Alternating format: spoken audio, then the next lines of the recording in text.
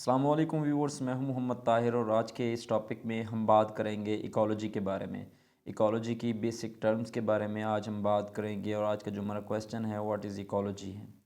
तो अगर हम इकोलॉजी की बात करते हैं तो origin of the word ecology, ये कहाँ से इसका ओरिजिन हुआ, इसका अगर हम देखें तो इसका जो ओरिजिन है वो ग्रीक लैंग्वेज से के हुआ है। मतलब ये ग्रीक वर्ड है और ग्रीक ओकॉस मीन हाउस होल्ड एंड लोगोस मीन स्टडी ऑफ।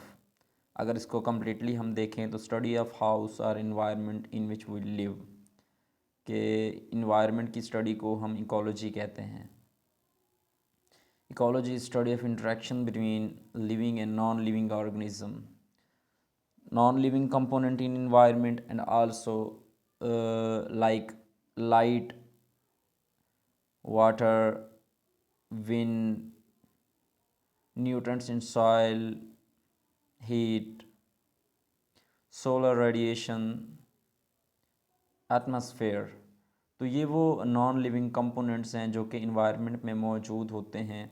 और जो नेक्स्ट है वो हमारे पास है लिविंग ऑर्गेनिज़म, कि जो भी लिविंग ऑर्गेनिज़म इन्वायरमेंट के अंदर होते हैं, अगर हम उनकी बात करते हैं तो वो भी हमारे इन्वायरमेंट के अंदर ही आ जाते हैं। बेसिकली हम इसके लिए दो टर्म यूज़ करते हैं, बायोटिक एंड एबायोटिक फैक्टर। जो रिसेंटली हमने डिस्कस किया वो एबायोटिक फैक्टर था और अब हम जो बात कर रहे हैं वो बायोटिक फैक्टर की बात कर रहे हैं। अगर हम बायोटिक फैक्टर में देखें तो जो लिविंग ऑर्गेनिज़म है उनमें हमारे पास जो फर्स्ट नंबर पे आते हैं प्लांट हैं, देन सेकंड एनिमल्स हैं like micro organism in soil. तो ये जितने भी ऑर्गेनिज़म हैं जो लिविंग हैं, अगर हम इनकी बात करते हैं इन्वायरमेंट के अंदर, इनको डिस्कस करते हैं, इनका इंट्रैक्शन देखते हैं किसी भी ऑर्गेनिज़म के साथ, तो वो हमारा जो है वो बायोटिक फैक्टर कहलाता है।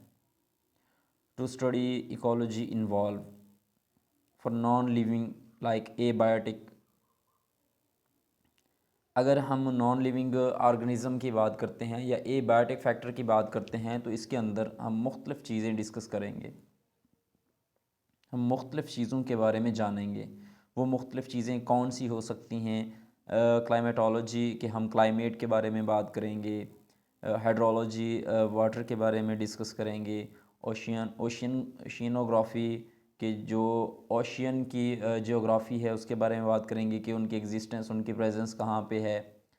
और इसी तरह हम फ़िज़िक्स की बात करते हैं, हम केमिस्ट्री की बात करते हैं और हम जियोलॉजी स्टडी ऑफ अर्थ के बारे में बात करते हैं और सॉइल एनालिसिस, और जो सॉइल की कंपोजिशन है या सॉइल को एनालाइज करते हैं, ये वो बेसिक टर्म्स हैं जिनकी हम एबायोटिक फैक्टर के हवाले से बात करते हैं। अगर हमने एबायोटिक फैक्टर को डिस्कस करना हो तो हम इन सारी चीज़ों को डिस्कस करेंगे। Similar like that for living organism, कि लिविंग ऑर्गेनिज़म की अगर हम बात करते हैं लाइक बायोटिक फैक्टर्स की, तो वो हमारे पास कौन कौन से जो हैं वो साइंस की टर्म्स हैं या कौन कौन से साइंस के जो फील्ड्स हैं। लाइक एनिमल बिहेवियर है, देन हम देखते हैं टैक्सोनॉमी की बात करते हैं। इसी तरह हमारे पास फिजियोलॉजी है, फिजियोलॉजी ऑफ लिविंग ऑर्गेनिज़म। और सेम लाइक मैथमेटिक है, लाइक पॉपुलेशन के अंदर पॉपुलेशन जेनेटिक की जब हम बात करते हैं तो वहाँ पे हम मैथमेटिक्स को डिस्कस करते हैं। इसी तरह ये जो चंद फील्ड हैं साइंस के, इन फील्ड को हम मतलब स्पेसिफाई कर देते हैं कि लिविंग ऑर्गेनिज़म को डिस्कस करते हुए या बायोटिक फैक्टर को डिस्कस करते हुए हम किन फील्ड में जा सकते हैं, किन फील्ड की बात कर सकते हैं, और एबायोटिक फैक्टर में हम किन फील्ड की बात कर सकते हैं। लाइक यहाँ पे हम एग्जांपल लेते हैं टुंड्रा की। टुंड्रा एक इन्वायरमेंट है। अगर हम इसमें नॉन लिविंग ऑर्गेनिज्म की बात करते हैं तो हमारे पास डेड ऑर्गेनिक मैटर्स हैं। इसी तरह nutrients in soil and water है। और प्रोड्यूसर्स की बात करते हैं तो प्रोड्यूसर्स में हमारे पास ग्रीन प्लांट्स आ जाते हैं। और सेम लाइक कंज्यूमर की बात करते हैं तो कंज्यूमर हमारे पास हर्बीवोर्स आ सकते हैं, कार्निवोर्स आ सकते हैं। और डिकम्पोजर्स की बात करते हैं तो वो हमारे पास फंजाई एंड बैक्टीरिया हैं। और यहाँ पे एक हमारे पास एग्जांपल है करीबों की। और अगर हम इकोलॉजी के लेवल्स को डिस्कस करते हैं, लेवल ऑफ ऑर्गेनाइजेशन की किस तरह से ऑर्गेनाइज हुई है इकोलॉजी, तो उसमें हम जो सबसे पहले देखते हैं कि ये इकोलॉजी है क्या, hierarchy of organisation in the environment, के ये एक इन्वायरमेंट के अंदर एक स्पेसिफिक टर्म है। अगर लेवल ऑफ ऑर्गेनाइजेशन के अंदर टर्म्स की बात करते हैं तो वो हमारे पास है बायोस्फीयर। बायोस्फीयर को अगर हम देखें तो bio mean life and sphere mean earth के वो ज़मीन का हिस्सा, वो टुकड़ा जहाँ पे लाइफ एग्जिस्ट करती है उसको हम बायोस्फीयर कहते हैं। The surface of earth compose of many ecosystem के इस बायोस्फीयर के अंदर बहुत सारे इकोसिस्टम आ जाते हैं। अगर हम इकोसिस्टम की बात करते हैं तो इकोसिस्टम क्या है, लार्ज और स्मॉल एज वी डिसाइड के इकोसिस्टम बड़ा भी हो सकता है, छोटा भी हो सकता है। Like backyard Melvaney park has alone room 110 etc for example हम कोई भी डिसाइड कर सकते हैं। सो लेवल ऑफ ऑर्गेनाइजेशन में जो नेक्स्ट हमारी टर्म्स हैं उनमें अगर हम देखें तो यहाँ पे हमारे पास जो चंद जो एक पेक्टोरल व्यू है इसमें हम देख सकते हैं। सबसे पहले हम किसी भी स्पीशीज़ की बात करते हैं, स्पीशीज़ फिर मिल के पॉपुलेशन बनाती है, पॉपुलेशन से फिर कम्युनिटी बनती है और कम्युनिटी से फिर एक इकोसिस्टम बनता है, इकोसिस्टम से फिर एक बायोस्फीयर बनता है। अगर हम इनको बारी बारी डिस्कस करें तो पॉपुलेशन क्या है, one species living in one place at one time is called population. Community का है क्या है, all population mean different species that live in particular area के पर्टिकुलर एरिया के अंदर डिफरेंट स्पीशीज़ अगर पाई जाती हैं उसको हम कम्युनिटी कहते हैं। या हम कम्युनिटी को इस तरह से भी डिफ़ाइन कर सकते हैं, different population interact with each other in a specific area at same time.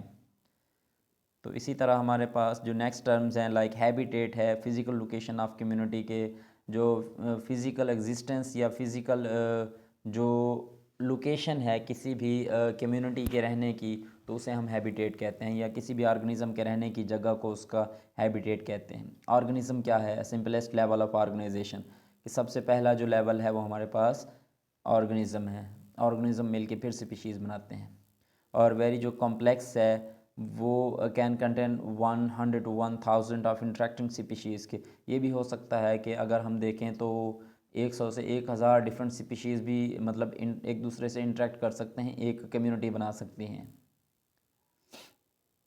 Then हमने क्या इस चीज़ से लर्न किया, हम इस सारे डिस्कशन से हमें जो चीज़ हासिल हुई उसको जो हमने कंक्लूड किया उसका कंक्लूजन ये है, ecology is an integrated and dynamic study of environment. कि अगर हम इकोलॉजी की बात करते हैं तो ये totally integrated and dynamic study of environment है। उम्मीद है कि आप लोगों को इकोलॉजी की बेसिक टर्म्स या टर्मिनोलॉजी के बारे में पता चल गया होगा।